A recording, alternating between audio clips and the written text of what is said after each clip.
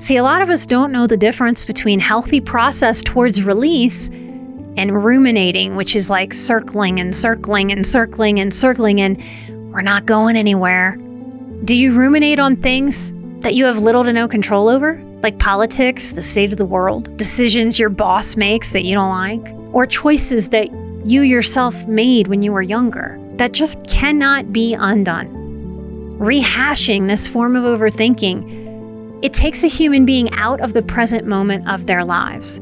If your head keeps taking you back to an issue or back to a painful past, it might mean that your system doesn't know what to do with peace in the present moment. You might very well be uncomfortable and resistant to peace, to ease, to things being okay. You may have been patterned into pain, patterned into struggle, patterned into upset, patterned into stress. What would happen in your life if you were able to extrapolate some hard-earned wisdom from that pain, honor the pain, learn what you need to learn, and then be done with that past pain? Remember to find Emotional Badass wherever you get your podcasts, and make sure to hit that subscribe button so you never miss an episode. Hello, welcome to Emotional Badass, where Moxie meets mindful. I'm your host, Nikki Eisenhower, life coach and psychotherapist. And today I want to discuss the importance of letting go and release. Hello, y'all. Release and letting go are concepts we probably know something about, right? These are words and terms we've learned and used and utilized all of our lives. But do we really understand release and letting go?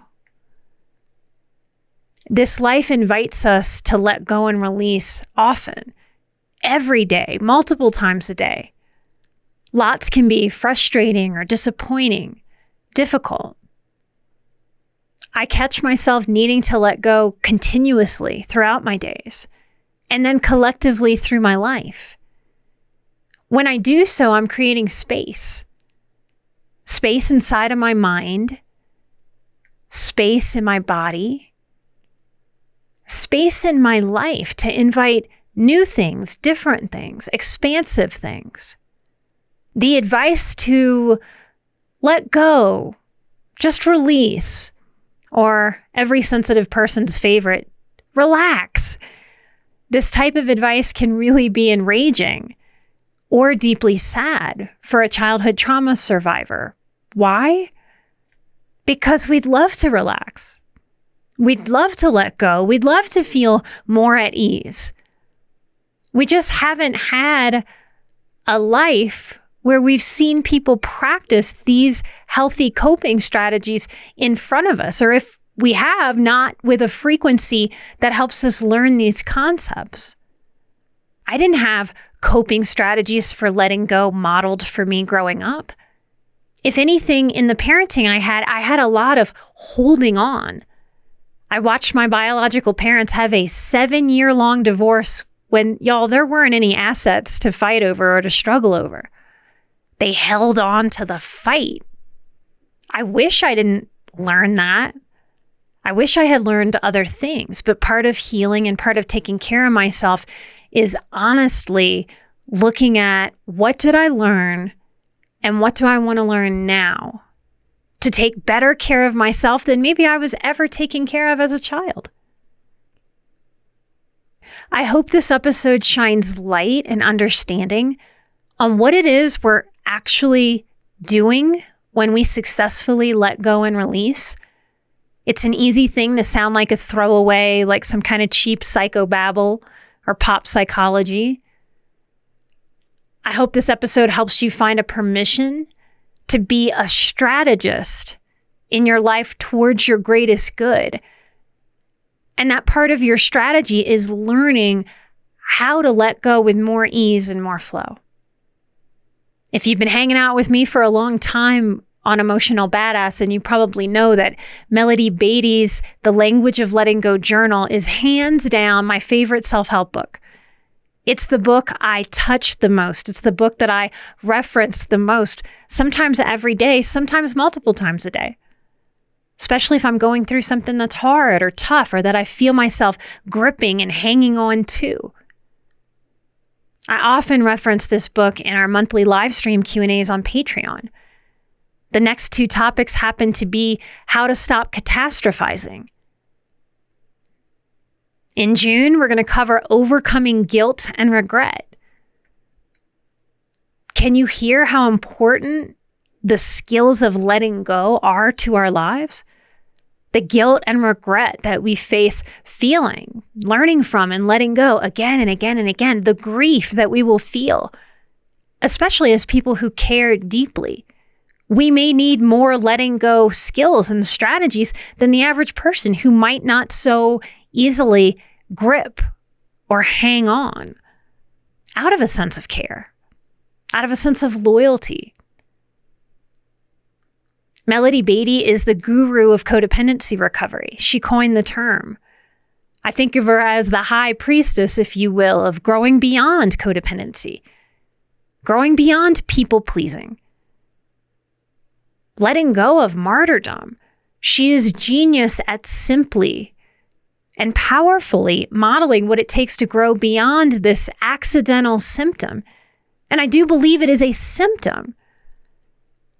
We don't just come into the world naturally holding on to way too much to our detriment. This is a symptom. If you're into this week's topic, I highly recommend all of Melody Beatty's work. So why work on yourself if you lean people-pleasing or codependent? Why even bother learning how to let go if we're constantly picking things up? It can feel like the dilemma of, why do I make my bed every day when I'm just going to get into it at night? Well, it changes how it feels to get into that bed each night. Changes how it feels to walk into that room. It feels calming, feels peaceful.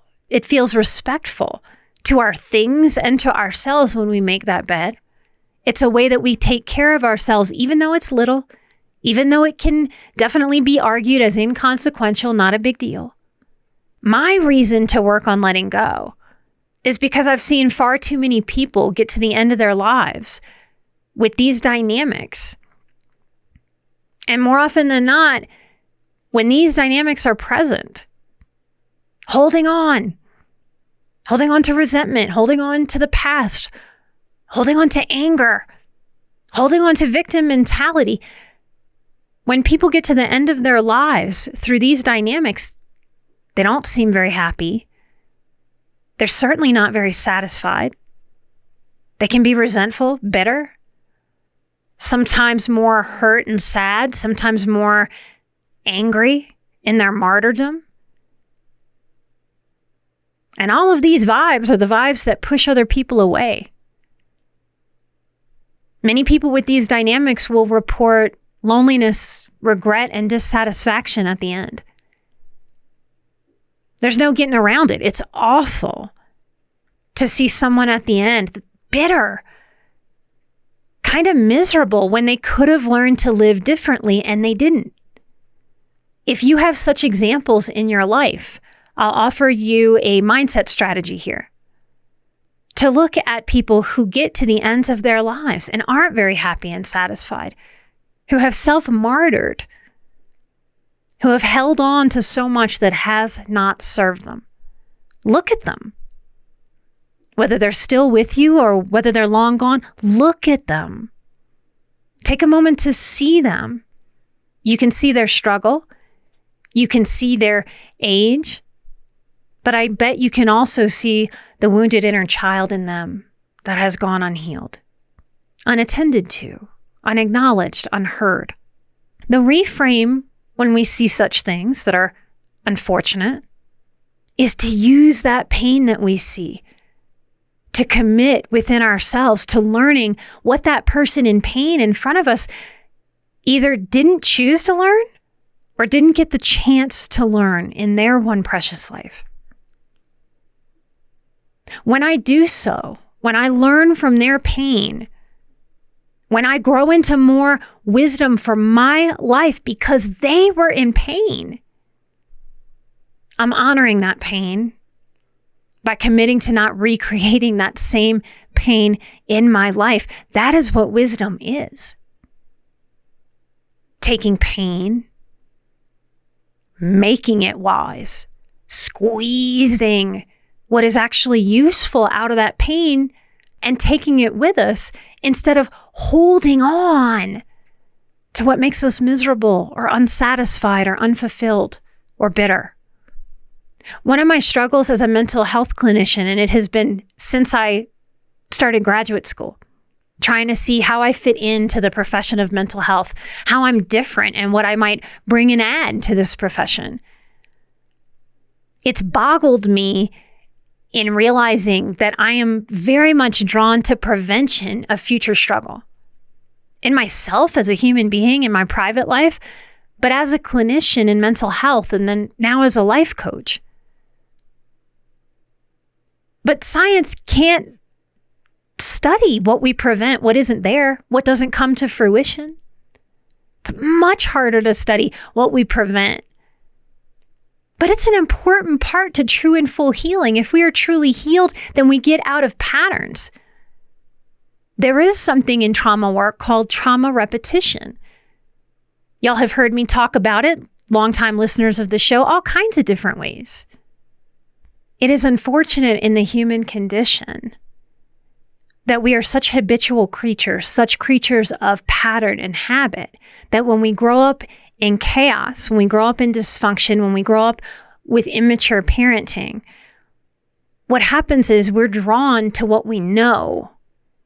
That's unfortunate for those of us raised in a lot of dysfunction, that we wouldn't naturally be drawn to what would be better for us, what would be healing, that we are, as patterned creatures, drawn more to what we know unless we bring in a lot of intentional healing, a lot of intentional redirection, reframing, guidance of ourselves towards a life that is very unknown when we come from dysfunction and chaos.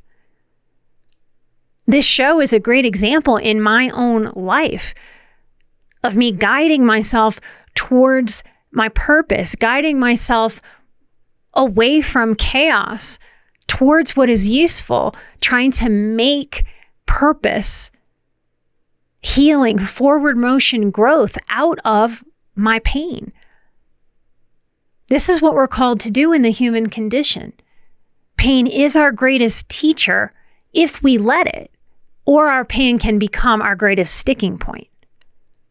True and full healing involves taking empowered action now to set ourselves up for the kind of emotional, physical, spiritual, and yes, even financial success that we want, that we deserve, that breaks generational trauma, that lifts us up, not smushes us down, and brings us forward, not sets us back. We can't measure what we prevent. And yet we absolutely, by intentional choice, we prevent a lot of future struggle when we understand how to learn and grow from our pain and what and how to let go of. If you could prevent future dissatisfaction, prevent future depression in the ways that you can control, if you could prevent future disappointment in yourself by learning to strategize and prioritize what really counts, what really matters, your well-being, would you? Now that might seem like a no-duh obvious question, but it's not. I look out at the world and I see and know many people who resist thinking about prevention, who resist strategizing their lives. Not everyone wants to live with an eye to prevention. Not everyone wants to live through the experience of learning how to let go of what no longer or never did serve. And I'm asking you today in this moment, is this a priority for you?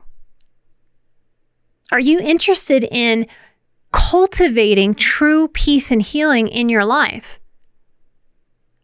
Not just wanting it, not just desiring it, not just hoping it will fall out of the sky. Are you willing to get out of your comfort zone and do the work of changing? What would happen if I had the magic right now in this moment to snap my fingers and every single person who is listening to my voice, me included, if all of a sudden we could no longer urinate, we could no longer cry, we could no longer poop, we could no longer cough, we could no longer spit, we could no longer blow our noses. Imagine if the physical ways that we all release, imagine if we could no longer do any of those things. How would we feel in an hour? How would we feel in 24 hours? How would we feel at the end of the week? The end of a month? The end of a year? I would be beyond miserable. I would be crawling out of my skin to release. If we don't learn that emotional release, mental release, are just as important and valuable as physical release, then we might accidentally carry so much weight, so much burdensome heaviness that it really can feel like we're carrying the weight of the world on our shoulders. This is part of the history of my jaw surgeries that became botched and I had lots of struggle with. I wound up having 3 because I carried the weight of the world for my family, for my siblings, for myself, for life, for people I saw struggling on TV, for those Save the Children commercials I grew up with and saw hungry children. I carried the weight of the world. I had no idea how to not carry that weight. To this day, I still do a lot to manage the pain in my jaw. I held a secret growing up, very detrimental secret, and my body locked down around it.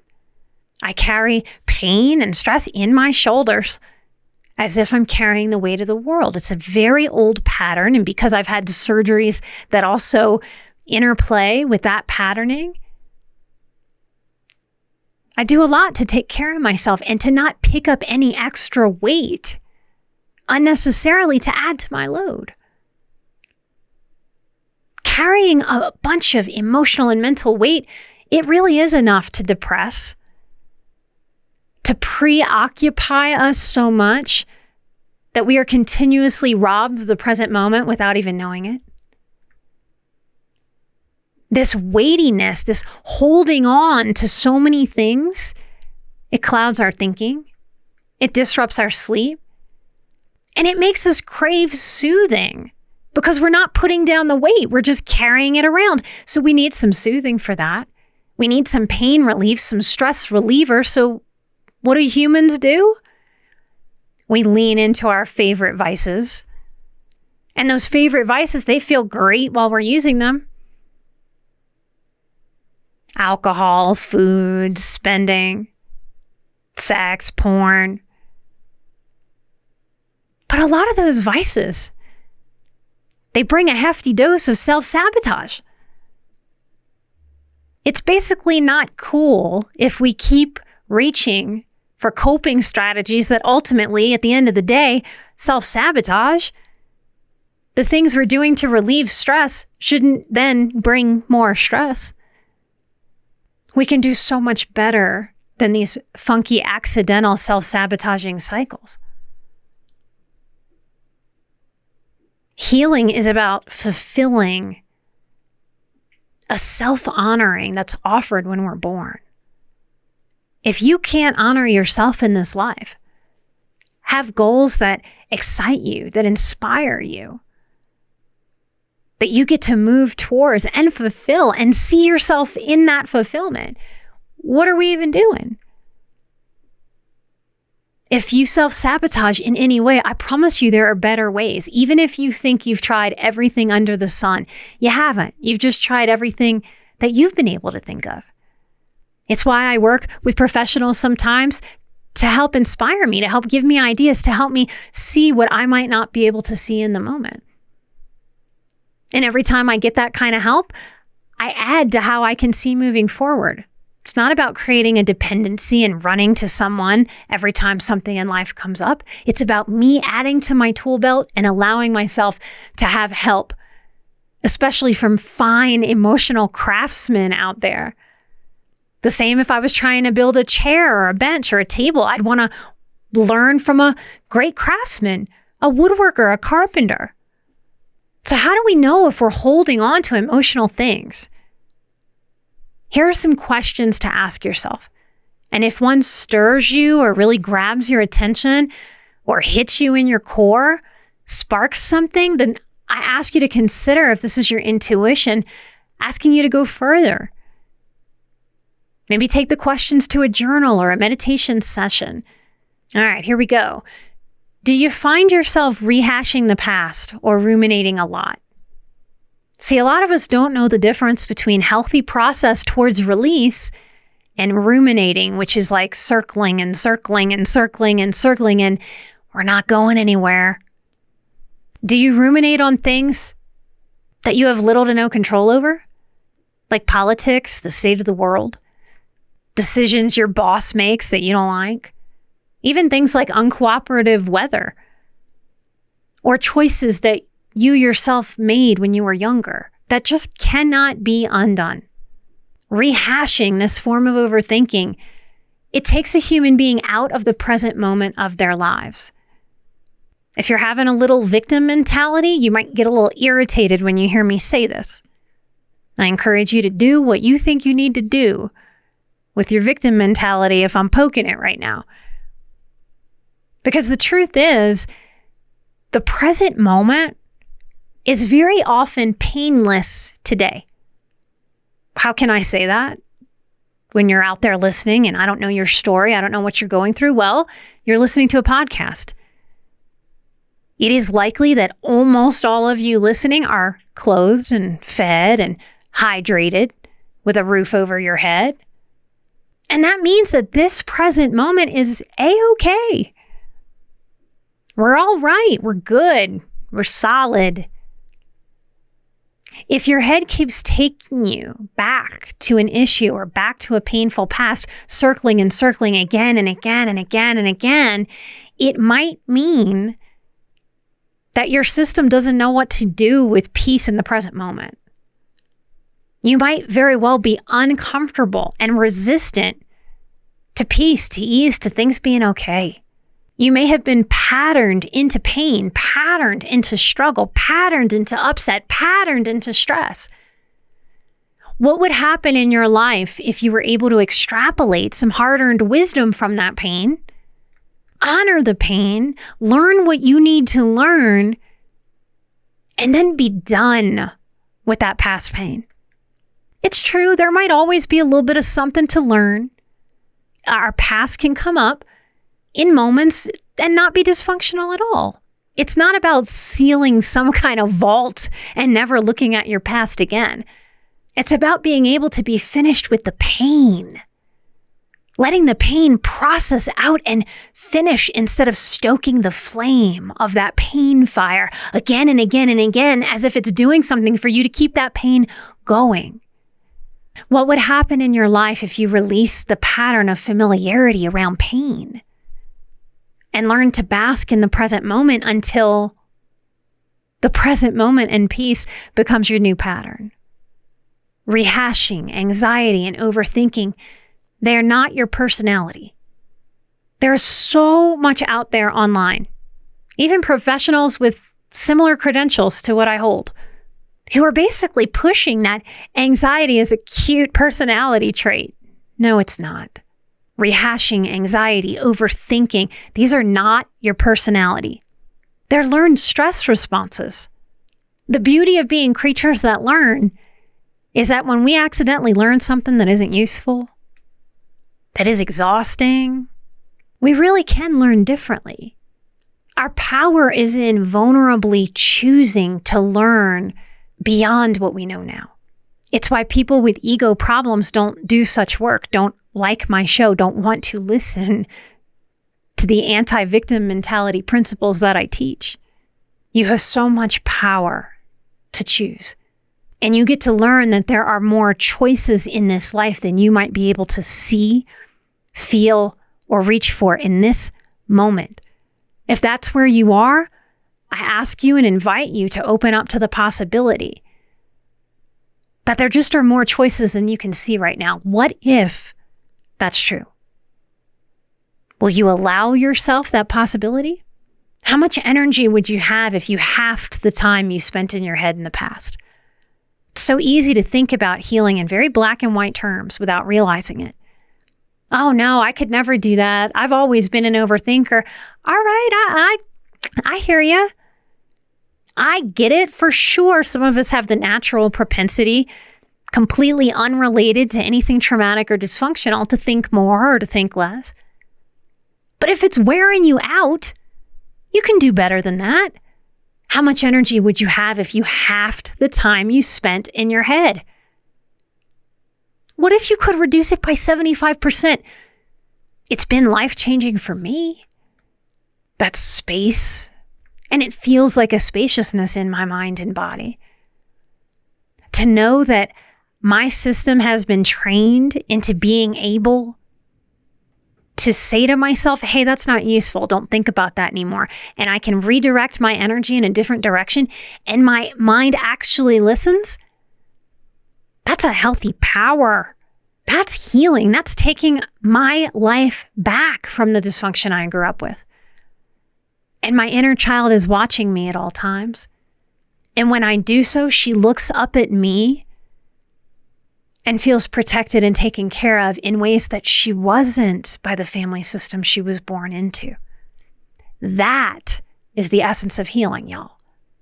I want to ask this question here because it's a real sneaky place where we can hold on to a stressor. And I think it's one that we can all empathize with. If we haven't had this experience, I am pretty confident that we have witnessed people having this experience I'm about to name. Do you, after experiencing the death of someone special to you, do you hold on to grief afterwards because it seems like the only thing that's left? That the connection to your person or to your pet that you lost, because they're now gone, because they have died, that grief seems like the greatest connection that we have left. Do you hold on to grief to hold on to the person or to your pet?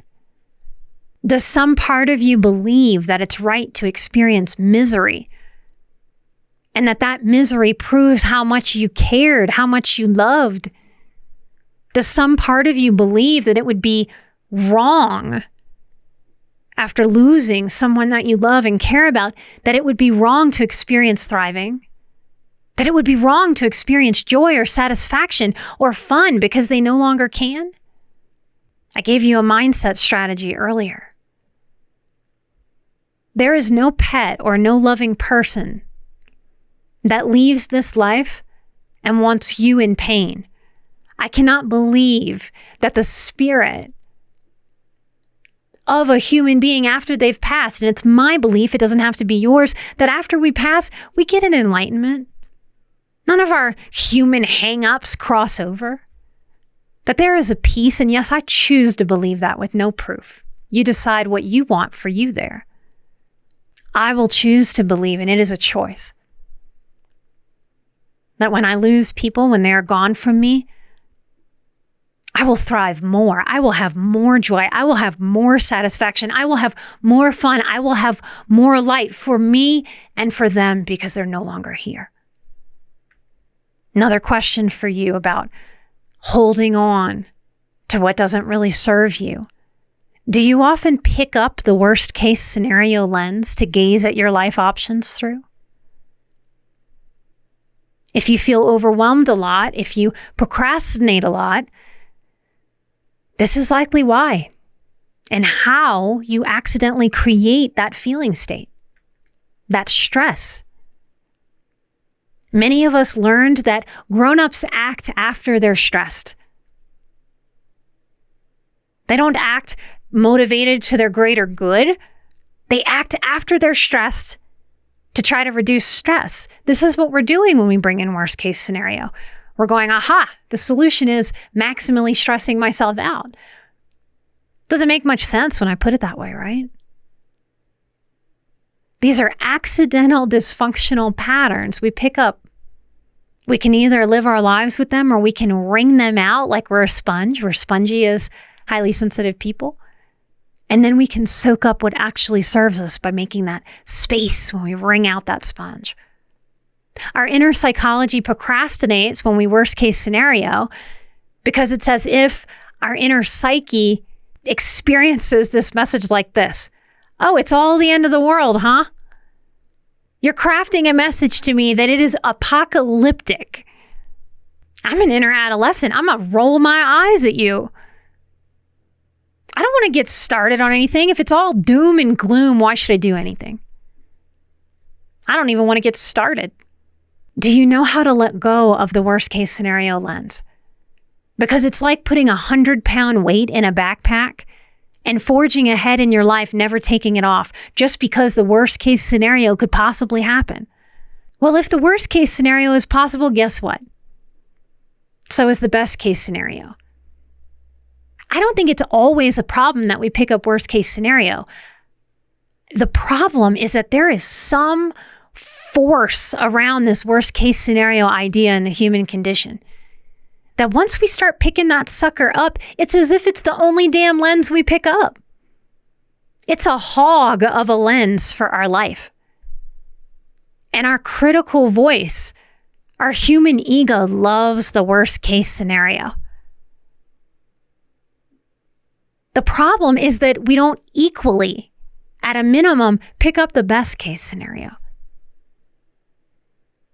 And go out on the hikes of our lives, go out to explore with the best case scenario, the best case lens.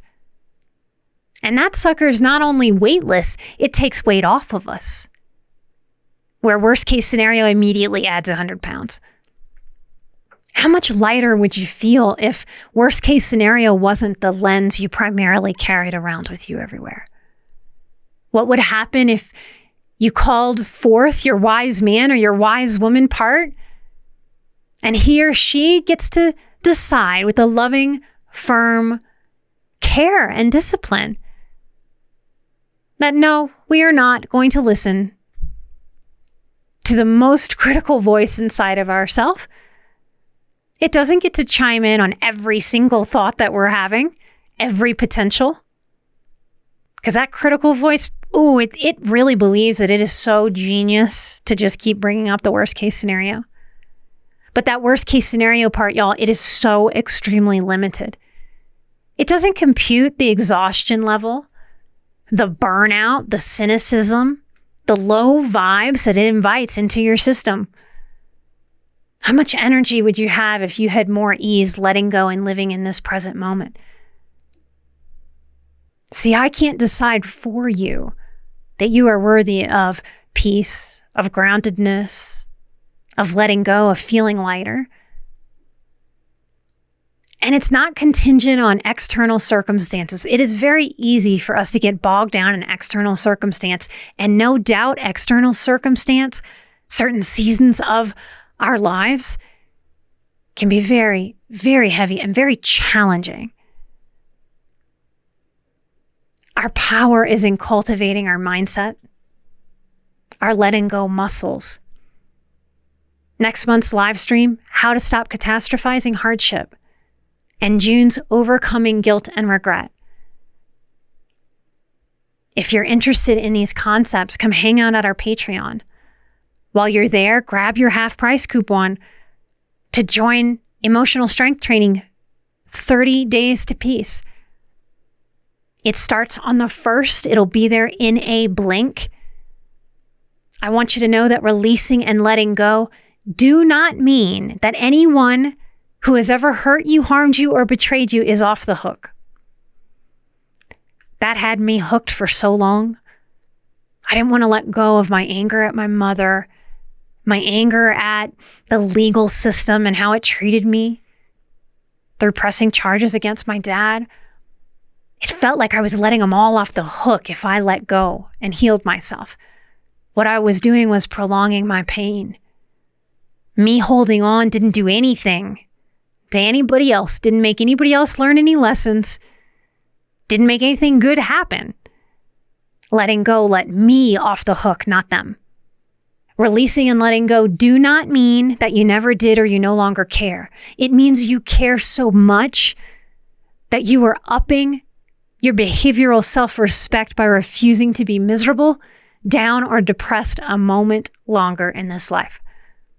Releasing and letting go do mean that you are maturing that sweet inner child, that you are growing wiser through the Buddhist teaching of non-attachment.